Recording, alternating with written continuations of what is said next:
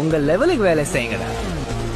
என் சக்திக்கு மீறின ப்ராஜெக்ட்னு சொல்லிட்டு அப்படியே ஓடிடு. நான் உனக்கு 5 இல்லைன்னா 10 தரேன். இல்ல என்னடா பண்ணுவ? ஏண்டா வெள்ள பண்ணி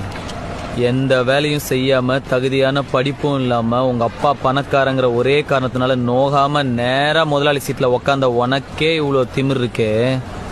அப்பா அம்மா கஷ்டப்பட்டு ஸ்கூலுக்கு டொனேஷன் கட்டி எல்கேஜில இருந்து 10வது வரைக்கும் ஃபெயில் ஆகாம படிச்சு 10வதுல ஈஸியான குரூப் எல்லாம் விட்டுட்டு இந்த குரூப் எடுத்தாதான் இன்ஜினியர் ஆக முடியும்னு கஷ்டமான குரூப்பா எடுத்து பிசிக்ஸ்க்கு ஒரு டியூஷன், கெமிஸ்ட்ரிக்கு ஒரு டியூஷன், மேக்ஸுக்கு ஒரு டியூஷன் ரோடா அலைஞ்சு அதுக்கு ஃபீஸ் கட்ட பெத்தவங்கள வேற ரோடா அலைய விட்டு பப்ளிக் எக்ஸாம்ல பாஸ் ஆகிறதுக்கு நைட் எல்லாம் பிளாஸ்க்ல டீ வச்சு படிச்சு காலையில அலாரம் வச்சு எந்திரிச்சு படிச்சு அதுல வாங்குற மார்க் எல்லாம் பத்தாம டிஎன்பிசி எக்ஸாம்க்கு வேற தனியா ஒரு 2 மாசம் உட்காந்து படிச்சு அதுல வாங்குற கட் ஆஃப் மார்க் யூஸ்லெஸ்ஸா போய் அம்மா நகைய அடமா வச்சு காலேஜ்ல சீட்டு வாங்கி ஃபர்ஸ்ட் இயர்ல இருந்து 4th இயர் வரைக்கும் வச்ச அரியர்லாம் 4th இயர்ல மொத்தமா கிளியர் பண்ணி இந்த சொசைட்டிக்குள்ள நுழைஞ்சா இந்த சொசைட்டி என்ன வேலை இல்லைன்னு செருப்பால அடிச்சு